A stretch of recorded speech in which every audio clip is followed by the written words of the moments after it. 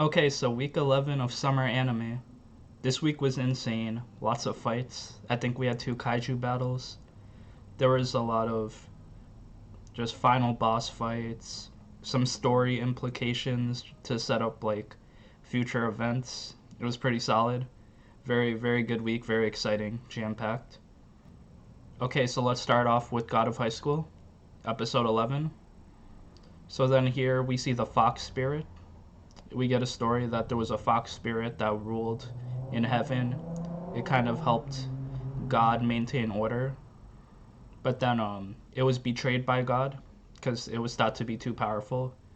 So then God was like, "Nah, get out of here. We're gonna kill you."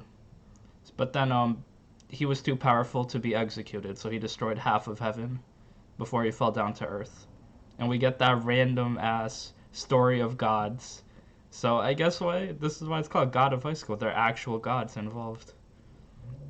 So Jin Mori, we saw him win the tournament against Park, but then Park got resurrected, and then they fight. It's a sick fight with like Jin Mori ascending to like the next level to kind of beat this fox spirit that Park has.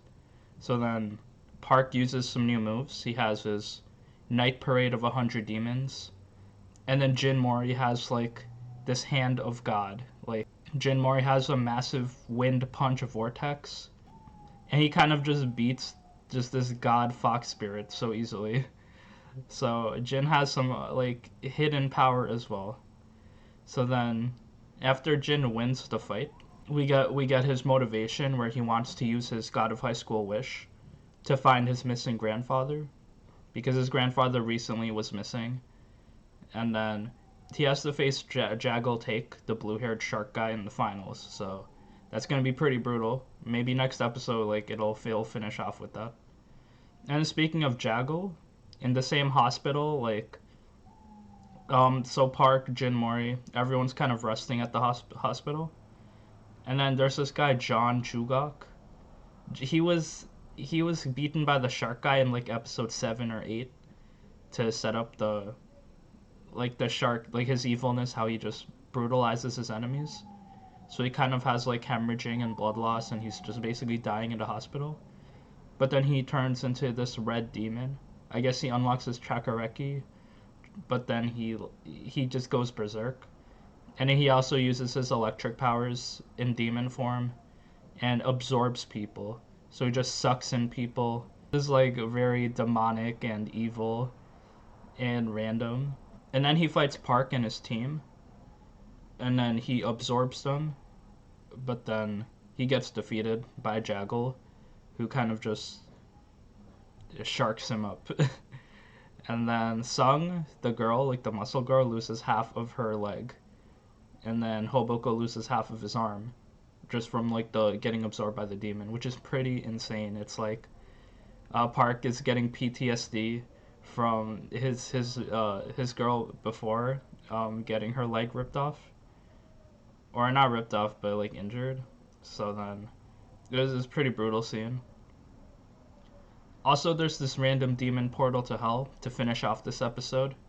It opens up in the city, and then the God of High School moderators battle it. And then after this, the dude with the X on his forehead, that moderator, like basically the main moderator, he just declares the God of High School over. Like, that's some real shit. This anime is God of High School. We still have one episode left, or maybe two, and they're just saying, yeah, it's over, bro. We fighting gods now. So yeah, that's it for God of High School. Very kind of action-packed, and the story is moving really fast. Yeah, we still don't really have answers to any questions, so I guess we'll keep watching and see how they kind of finish this up. This season has 13 episodes, so we have 2 more to go, which is a good amount. So yeah, we'll see what happens with that. Now let's talk about RE0, episode 11. Now this episode was probably my favorite of the week. Just so much happened in terms of story implications that I was just so excited to get these reveals. But overall, Subaru's still at the point where he is at in the arc where Like, he still doesn't kind of know what to do. So this starts off with him and Beatrice in the mansion. He kind of talks to her, and then he says he knows something about her. He knows that she has no free will. So then he wants, like, Subaru's asking, yo, what's up with that? And Beatrice, like, reveals to her that all the actions that she's been doing has been, like, written in a book. Basically, the book is just her future. And then, like, it just predicts what she's gonna do. The thing is, the last few pages of the book is empty.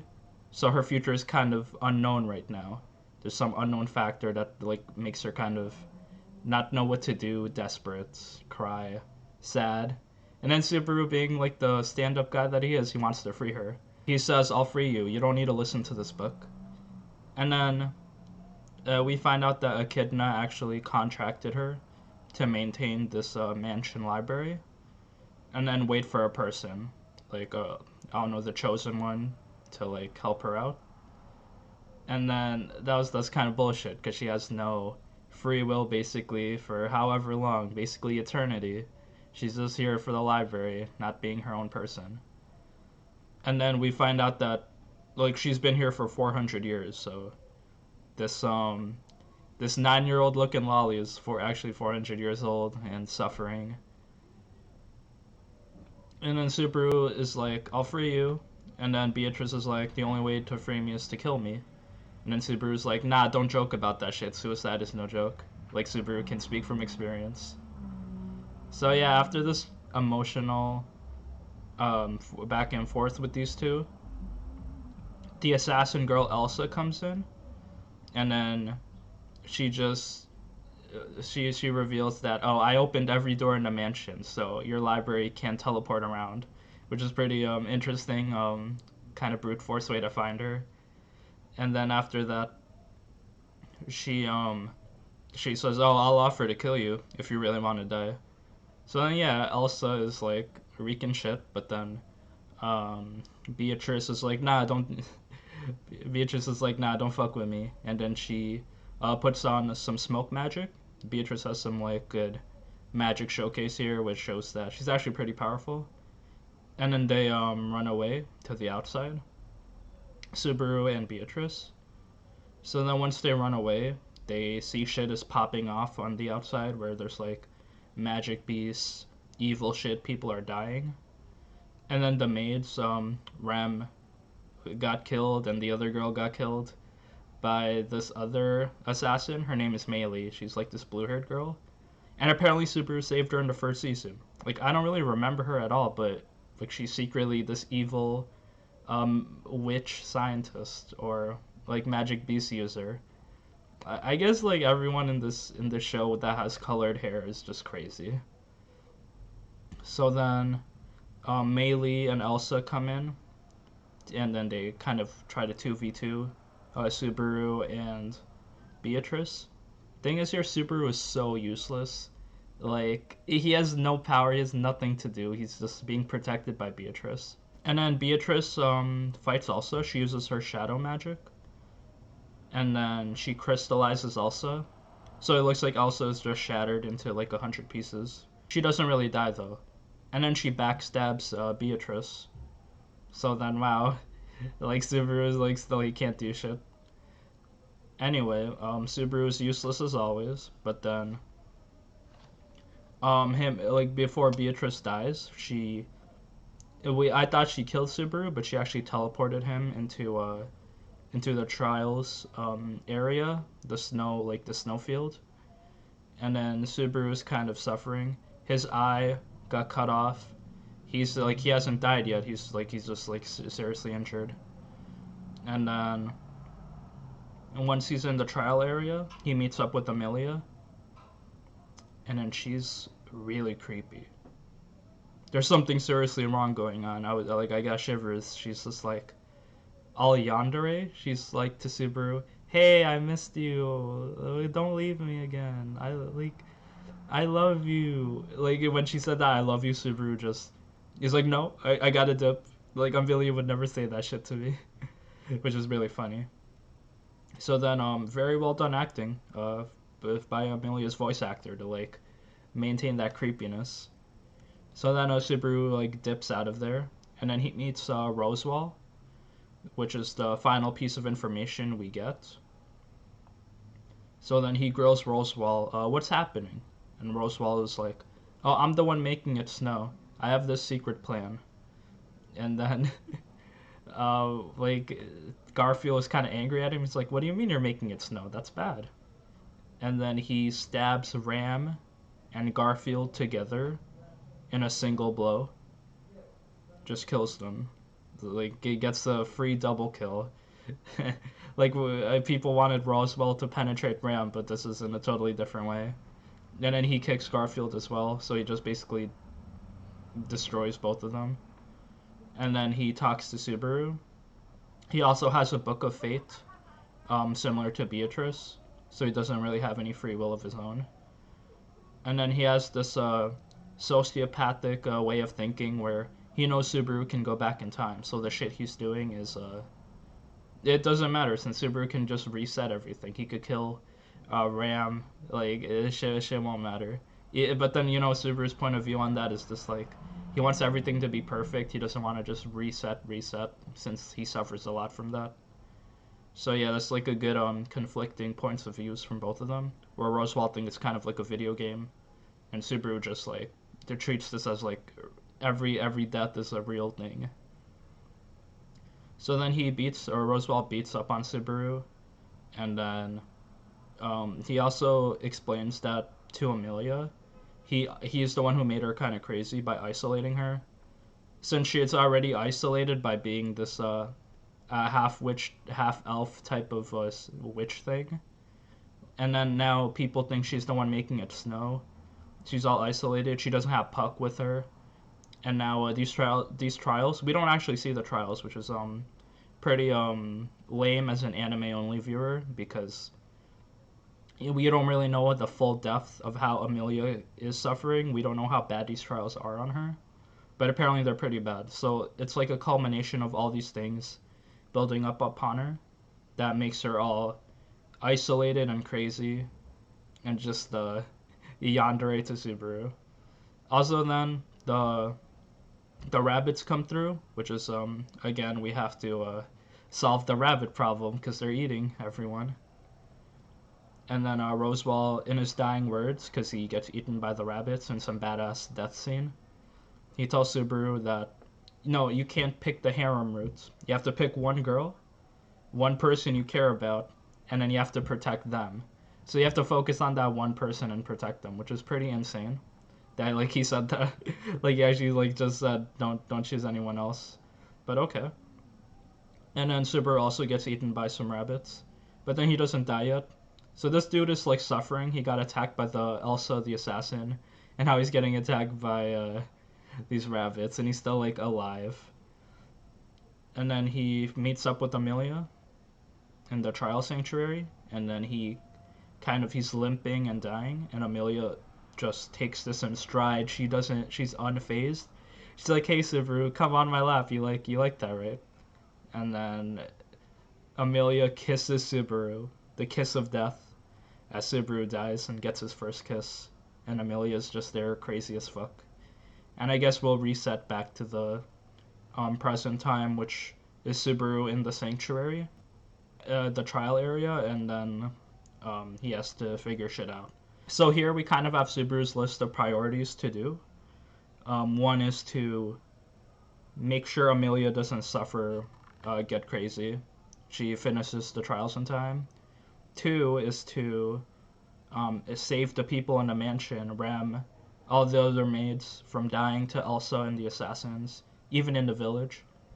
3, fucking beat the rabbits, those magic rabbits that are just apparently there. And 4, to save Rosewall and Beatrice with their eternally binding contract. So he has like 4 things to do. Maybe some more if I miss some, but like yeah, this Subaru has so much shit to do, and I bet there's a way that he can solve all these problems and wrap it up in a single like motion. But damn, it's like his suffering is kind of justified now. It's like it's crazy. but he's still like pretty useless as a person. Like he doesn't really take advantage of his return by death power. He just like lucks out on people helping him.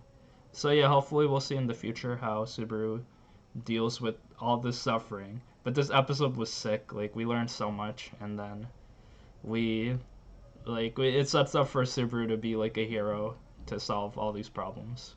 So yeah, that's it for RE0. So for Deca-Dence, episode 11, we start off with the Dio guy, the bug hunt guy with the raven. He kills the boss, and then he is in a room alone with Natsume, about to kill her. He says bugs have to be eliminated, but then the boss saves Natsume in a sick last-second rescue by swapping bodies with the spare gear body that he had. And then yeah, they escape from there. They seem to go free, but then the kaiju Gadol that we see, he's about to wreck the Deca-Dence, and then we realize that he's a bug that was created when all the other Gadol faced extinction, and then he was just trying to break free from the system. Natsume also compares the kaiju Gadol to her. They're like similar, as in they're both bugs, but then they're being hunted. So then the Gadol try to fight at the Deca-Dence. He's really strong. He's evolving. And then he just grapples with it. Sick-ass Deca-Dence versus Gadol fight. And then I think he wrecks Deca-Dence a lot. Like, he kind of just stops it from moving. Also, then there's a laser showdown where there's a satellite in the sky which kind of controls the Deca-Dence dome. And then the Gadol can also shoot lasers, so he just lasers the top of this Deca-Dence dome, and then the creators of Deca-Dence, like the CEOs or whatever, are like, nah, we can't do this anymore. We have to shut down Deca-Dence. Like it's out of our control. So like the cute robot ball that follows Dio, like the Dio guy he is now absorbed into Dio, and then now Dio has like this female voice that's like kind of cutesy and saying, "Oh, we're gonna shut down Deca-Dence. Sorry for the inconvenience." So then Jill makes a plan to kind of stop this monster and save the humans by having an avatar log in as Deca-Dence. So like kind of revive the Deca-Dence and fight the kaiju. So now we're in some mecha type of anime right now, some Gundam shit going on. So then also the Gadol also have the kaiju Gadol lays some eggs, and there are these white shrimp worm looking Gadol that attack the tankers, but then the tankers led by Kurenai just fight them, so that's their duty. And then Jill makes a plan. We also get some backstory with Jill because she worked on Deca-Dence before. And then the original goal of Deca-Dence was no bugs. Bugs are not allowed. But then Jill realized that some bugs were beneficial. They have the right to live. So then the boss and Minato, his other friend that helps him out, they work together to control the Deca-Dence. They log in as an avatar together. And then we'll see next episode how they control that to fight the big Gadol. Natsume also meets the robots in real life, and she kind of likes them. She's like, they're so cute. And then they get along pretty good. So that's a good feel-good moment for Natsume. Okay, so for Fire Force, Season 2, Episode 12. Wow, this episode was crazy. When I said that RE0 was my favorite episode this week, this one is a contender as well because this one was insane. So then we start off with Joker and Benimaru. We saw Benimaru get knocked out by the dude in the last episode, the big church cultist guy. And then we realized that he poisoned him with the blow dart. And then Benimaru is just immune to poison. He's so strong that this poison that can kill like 40 men or 40 elephants, like that shit does not work on Benimaru. He's just immune.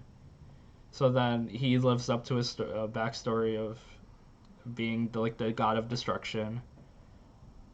And then after that we just have some sick shot of Benimaru and Joker walking into the entrance, And there's like this transition where it's like a caution sign, like some CSI, like these dudes are dangerous, number one enemy. So yeah, good transitions this episode. Another one was Joker being the lone wolf transition, and then Joker chopping up the captain transition, which we'll get to in a few minutes.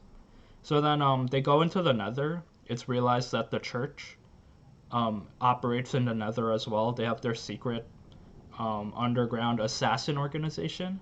It's kind of like the Anbu Black Ops, like in Naruto. So yeah, they go into the Nether.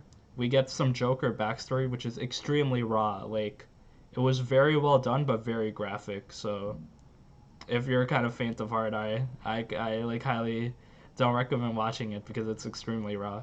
So yeah, it's just Joker is basically in the church underground assassin group. They basically pick up orphans and integrate them into the cult, where they have to basically go through like brutal training and mentally, physically beaten up, tortured, molested, emotionally tortured. Just he can't have anything nice. And then that explains why Joker is just trying to like uncover the truth of stuff, basically destroy the church because they're just evil. There's something wrong with them. So then Benimaru and Joker go into the showdown with all these assassin cultists who wear these clown masks and have these big ass clown hats. Benimaru does his thing. He does his fire moon, Kagetsu, like form 1 of his fire blade style. And then Joker fights with the captain who kind of molested and tortured him when he was growing up. And then we also realized that, when Joker got saved by some family when he escaped the cult building. He escaped during the time Shinra's house burned down because there the church was kind of busy, so they lost track of Joker. He got to escape. But then Joker stayed with a family for a day or two, and then they got killed by the assassins. So Joker is basically like by himself alone. He can't have anything, so he's just emotionally scarred. So then he's releasing all that shit on the captain. And then they fight pretty well. The captain has a cool weapon. It's like a fire whip, like some shit from Bloodborne. And then he just it's hard for Joker to kind of counter it. It wraps up around him and everything. But then Joker kind of trolls him. He's like, "I got that good kush. I got that hallucinogen. I got that LCD." So then he was smoking a special cigarette where it kind of poisons everyone into hallucinating like these clown hallucinations. Like there's like 50 Joker shadows. And so he's like the Joker. It's like some scarecrow shit. But then yeah, Benimaru's immune to poison, so this shit does not affect him, which is a good callback. And then yeah, he gets his revenge. He uses his cards to kind of beat him, and then he has one card left, which is the Joker card. Oh, he also gets some interesting things where his name is 52. That was his like prisoner name when he was in the assassin cult. And 52 is cool because there's 52 cards in the deck, but then there's also the Joker card. And then he says, "I saved my last card. I can't you waste it on you." Because right now we see Captain Burns coming in. And then Joker seems to expect him. So Captain Burns, like, he seems to run the church or like work with the church. So we'll see how their fight will unfold next episode if they do fight. So yeah, really cool episode of Fire Force. Just insane fighting. Just the Joker got his revenge. Feel good moment for him. But then extremely raw backstory we got for him. So this episode was really cool, action packed. So for Rent a Girlfriend, episode 11, we got Subaru hanging out with the shy girl Sumi and going on a trial date so she can kind of fix her anxiety issues. We find out she's just a super introvert. When Kazuya tries to meet up with her in the beginning, she kind of hides from him. She's all scared. But then Kazuya tries to reassure her. They go to a bowling alley together, and Kazuya saves her from these dudes creeping on her.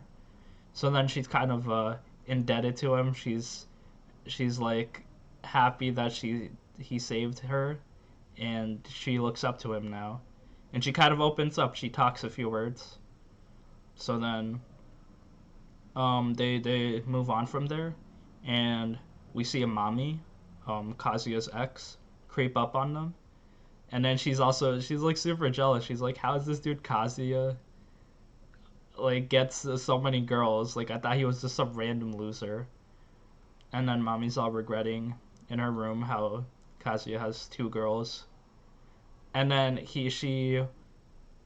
I'm surprised no one has done this earlier. She looks up Sumi's name and finds her on the rent-a-girlfriend like listing. So it's obvious that she's a rental girlfriend. So it's like anyone could have done this. Like being a rental girlfriend, your identity is not safe. So you should use a fake name. Anyway, or maybe she did use a fake name so that, yeah, mommy looked up the fake name. That makes sense. But yeah, anyway, mommy now has this leverage on Mizuhara and Sumi. So it looks like Ruka would be the girl that's like the safest option because mommy doesn't know about her. But damn, like that all four girls are kind of coming together into this this pot of harem jealousy. And then also Sumi's like she really likes Kazuya because he is just dependable and it kind of helps her. And Sumi's like pretty cool as a girl because she's, even though she's really shy, she's hard-headed and wants to do her best. So she tries really hard on the date, even though she can't talk or hold hands. She just tries really hard. So that's some good story from her. And then yeah, we'll see if it escalates in a finale of these girls. But like the way it's going, it's obvious that the story is gonna move like at a snail's pace. Basically, we just meet all these girls, but then like I know the manga is still ongoing, so like this harem is just gonna keep going forever until a girl gets chosen, but it's not gonna happen anytime soon. Okay, so for Uzaki wants to play episode 11, we get some quick scenes. I'll try to keep this under a minute. So Uzaki goes to Sakurai's house, and then she just puts a lot of junk in his house. He gets all mad. Like, stop putting so many toys and shit in my house. But then Uzaki makes it up to him by cooking him food, so he eases up a little. Then Sakurai wants to cook for the restaurant, but he's not that good of a cook. So he takes lessons from Uzaki and her mom. And then they're all nice together. And then they go to a rock climbing gym, which is pretty cool. There's a nice waifu rock climbing teacher. And then I always wanted to go to a rock climbing gym like this. I haven't rock climbed in like 5 years, and all the gyms around me are like pretty expensive. So like I thought that was cool. Like rock climbing gyms are always fun. And after that, the show ends off with it raining. Oh yeah, wait. Before that, they went to some cosplay karaoke place, and we see Uzaki in some bunny suit. So yeah, and then at the end, Uzaki is crying in front of Sakurai's apartment, and she's like, "I can't play with you anymore. I can't see you anymore." So there's some end of the season drama right there, as we will probably get a happy ending, but it's pretty sad at the end. So that's it for Uzaki. Okay, so for Fruits Basket, episode 24, Yuki and Machi are shipped pretty hard in this episode, where they try to go to like an end of the year student council success like party, go shopping or whatever. So yeah, Yuki and Machi kind of have a thing, but it's not solid yet. Toru hangs out with Kyo. They're getting closer. Yuki tells Akito there's like a gathering of all the Soma members, and then Yuki has kind of his own independent moment where he tells Akito he's gonna stop blaming others for like the past. He's gonna take responsibility of like to himself. He has a glint in his eye, and then Akito doesn't like that, how Yuki is gaining confidence. So she smashes a glass in his face. It doesn't cut his eye or anything, just like his forehead, but damn, she looks ready to cut a bitch. And then the dog guy looks kind of evil, kind of suspicious. So I'm wary of him. The dog Zodiac guy. They're setting up a good end for everyone, where their storylines get wrapped up and all their problems are basically like solved. And that's it for Fruits Basket. Also for Railgun episode 24, this is where another kaiju battle happens, where the doppelganger has her big stone kaiju, and Misaka has her iron sand kaiju, which was really crazy that she could have enough power to summon this iron sand golem, like whatever, 1,000,000 feet tall, and then it's kind of like Gaara from Naruto type of fight. like it's like a Biju fight. So then, yeah, Misaka unleashes her kaiju-sized railgun. I think this was what it was called in the YouTube highlights as well, the Crunchyroll YouTube channel, where they're like, kaiju-sized railgun. So yeah, that's insane. Misaka has really good control of it. Like, she's aiming it at the air so it doesn't create any casualties. And then the doppelganger tries to play dirty by releasing these gas tanks, these huge gas tanks into the city. That will like cause casualties if they explode. So Misaka takes them out with slick precision in the air. So then the doppelganger dips out. She actually finds the invisible airship that they were looking for that has data on her that will probably make her stronger.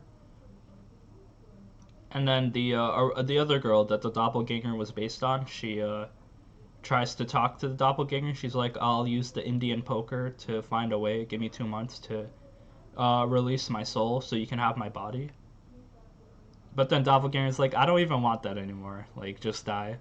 And then she kind of jumps off the ship, the other girl, and then she gets saved by Scavenger, which was cool. They come through. Leader is kind of indebted to Misaka, so she doesn't want to leave her. She wants to help her. And yeah, so we get this kaiju fight, but then doppelganger seems to be in control. Misaka unleashes this huge railgun at the end, but then it gets